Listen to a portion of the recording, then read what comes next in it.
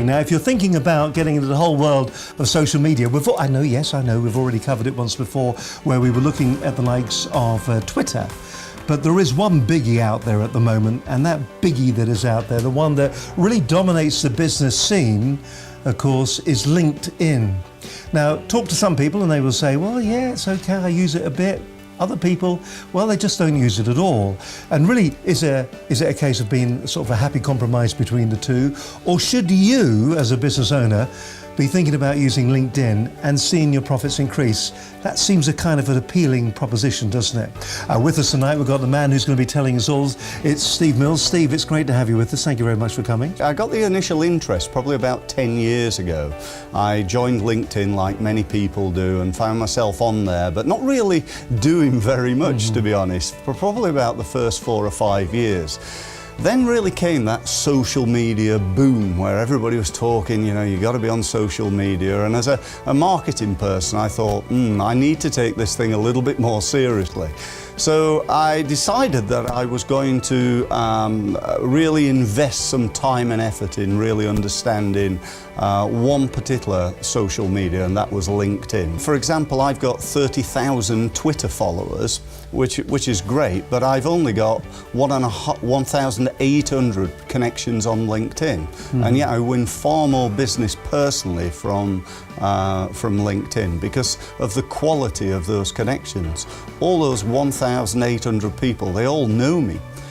Because I'm on there on a regular basis, I comment, I use video on there, and I've become in my little world, a person that everybody knows.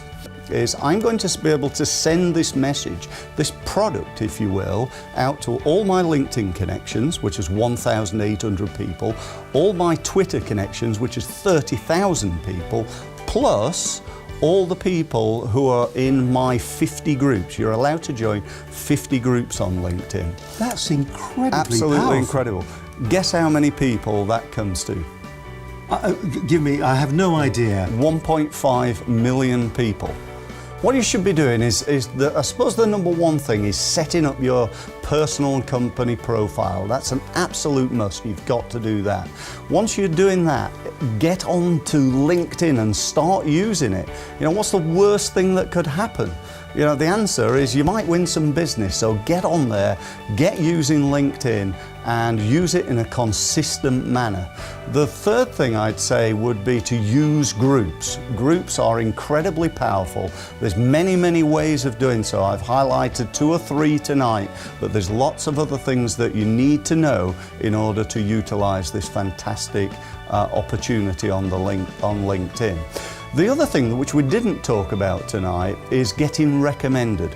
I always believe the endorsements. Yeah, the endorsements. Yeah, the recommendations are really, really powerful. You know, it's great. I can go onto LinkedIn and tell you all about how wonderful my business is, but on LinkedIn I've got over 80 recommendations from other people who've been onto my seminars saying how, you know, that this has really made a big difference in their business. And everybody listening today can do exactly the same thing.